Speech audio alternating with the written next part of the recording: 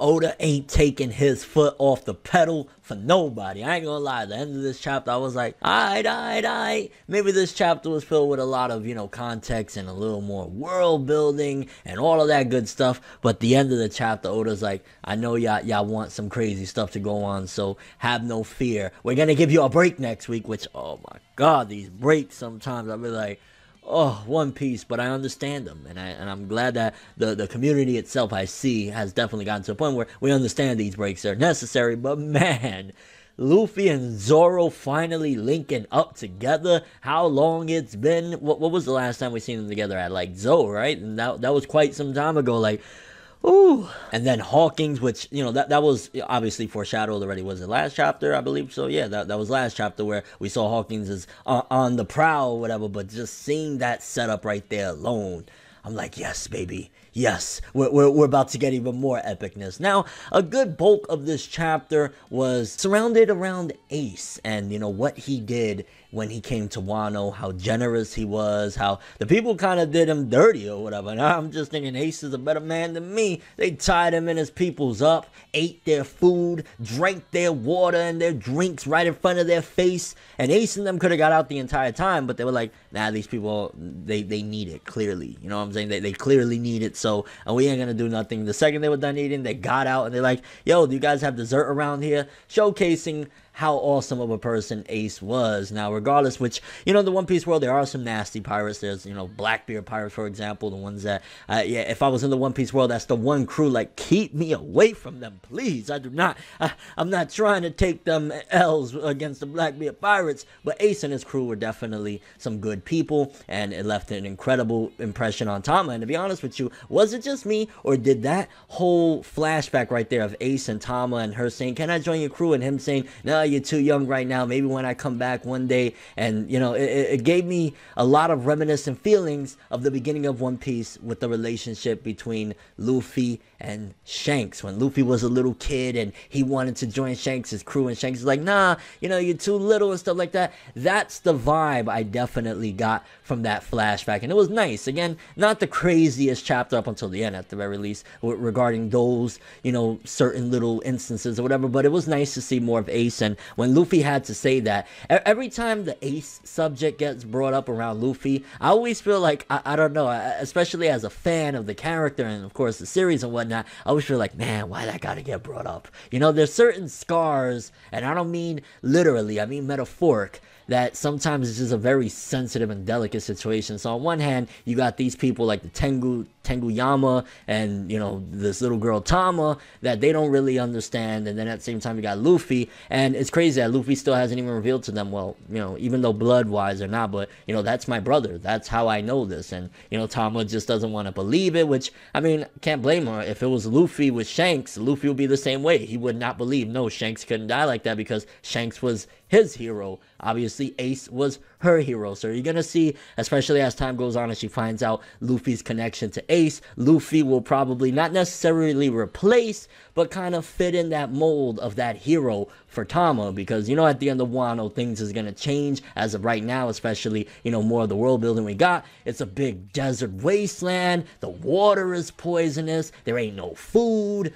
Once Luffy is all said and done with this and the Straw Hats get out of here, it's probably going to change Wano for the better, and he's going to become a hero in Tama's eyes, kind of fitting in where what Ace was for her. So it's going to be interesting to see that relationship develop. Then midway through the chapter, baby, I was like, hey, it's been so long, and I love seeing their reactions to seeing each other. Luffy and Zoro, at first Luffy was like, is that Sanji? Which, hopefully they don't keep Sanji out the picture for too long, to be honest with you. I want to see Sanji and Zoro, butting heads and their little jokes and arguments and stuff like that. I like that stuff. I want to see that soon. But seeing Luffy and Zoro reunited finally, they're both in their kimonos, which before that, and I'm wondering how long it's going to take for Zoro to realize, Luffy got his hands on one of the cursed swords. Now, maybe my memory is a little fuzzy, but if I'm not mistaken, I think there was 3 cursed swords. Zoro has 2 of them, and that's the final one. So hey, in Wano, Zoro will complete his collection of getting the cursed swords, and he's gonna have 3 bangers, which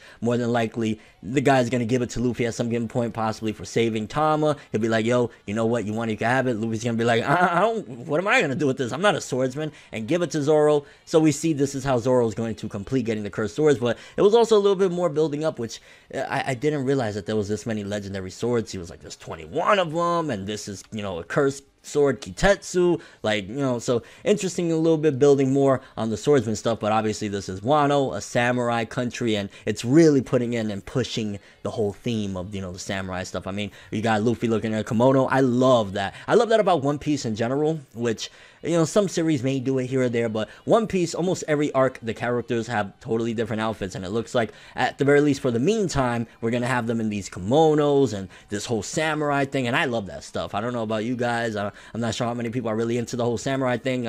One of my favorite series is Rurouni Kenshin. That's, you know, up there in like my top 10. So seeing this whole samurai motif and seeing Wano, which we knew Wano was gonna be that way because it's a samurai country to begin with, I'm really digging it, and I love the way Luffy is looking, Zoro, and overall it was just a nice vibe seeing them linked up again. Hilarious when Zoro was like, oh, so that's why the water's been hurting my stomach. Motherfucker, you drinking poisonous water, and it's just like, oh, it gave me a stomachache, bro. Yeah, you're a strong one. And then, of course, the ending of the chapter. That's where I was just like, bro, oh man, Luffy and Zoro encounter Hawkins, which at first I was kind of like, yo, like sometimes people be a little bit oblivious to things because Hawkins is like, aren't you the criminal Zoro something, Zoro Tanjiro something there? And he was like, oh, Straw Hat. And then it kind of connected the dots, like, bro, you didn't know Zoro? Like, you didn't hear his, hey, he has green hair. So kind of a little puzzled there as far as like Hawkins not realizing, yo, that's Zoro from the Straw Hats. But he sees Luffy and immediately, bam, and of course Zoro breaks it to Luffy, yo, he's working for Kaido now, which this is going to get very interesting very quick. Obviously this is the beginning of the arc and stuff like that, but I think Oda's doing a fine balance with these past couple of chapters of, yeah, it's setting things up. It's definitely slower than what we was getting with like the Reverie and all these other arcs previous to this one or whatever, but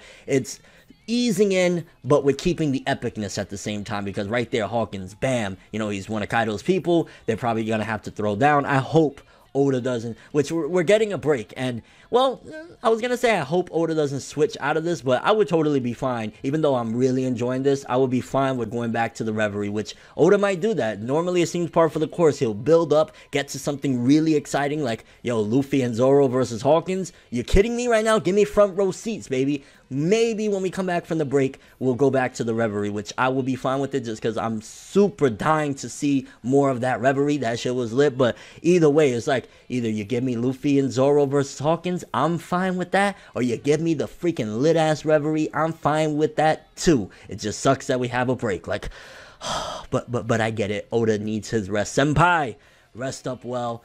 Curious what you guys think about this chapter. I guess for starters, how did you feel? Did it remind you of, you know, the beginning of One Piece when we seen little Luffy and he was with Shanks and stuff like that, wanting to join his crew, and Shanks was like, yo, if I come back and you become great or whatever, then, you know, maybe we could see or whatever, between Tama and Ace. I thought that was a really nice moment, showcasing yet again how much of an awesome person Ace is. I mean, you see anybody with the Willa D, aside from like Blackbeard, which it's always puzzling, like maybe Blackbeard historically with the whole Willa D thing, the person that was who Blackbeard is like now was maybe a big traitor too or something, or maybe this whole thing that Blackbeard is doing is on some Lelouch v Britannia stuff, because you just see the Willa D people are just so amazing. Remember Saul D Jaguar, the guy that Tere she with Robin, like they're all really fucking awesome people. So to see when it goes from like that to like somebody like Blackbeard is kind of but how did you feel about that part of the chapter? What did you think? Did you get the feels when, well, not really feels, but excitement, I would say, when Luffy and Zoro linked up again? When Luffy said, oh, Sanji, I was like, oh, okay, you know, it's been a few chapters since we've seen Sanji. But when it was Zoro, I was like, it's been too long, baby. Let's get all the Straw Hats back together. Also, what do you think? Do you think that that's how Zoro is going to get that final cursed sword from, I mean, it seems clear as day and obvious that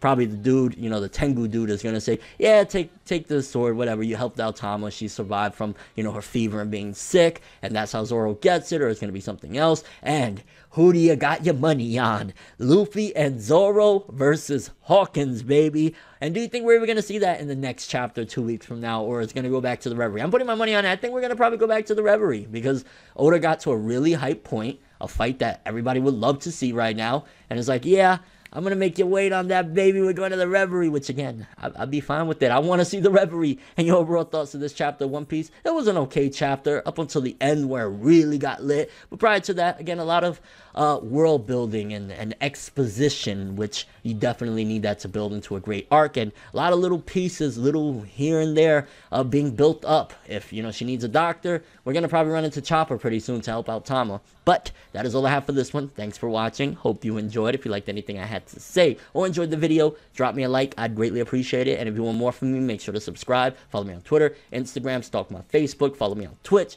and hit the bell to get all notifications. I'm ForneverWorld, and as always, people, have an awesome day. And remember the golden rule: anime and manga for life, boy. Bow. Have an awesome day. Luffy and Zoro are back, baby. Hey! We make a major move, laugh and let the haters lose. We don't give a fuck, virginity intact, cream stack. Paper rules, if you heard it, best believe that. But now it's whatever, one day I'll be your favorite, but never.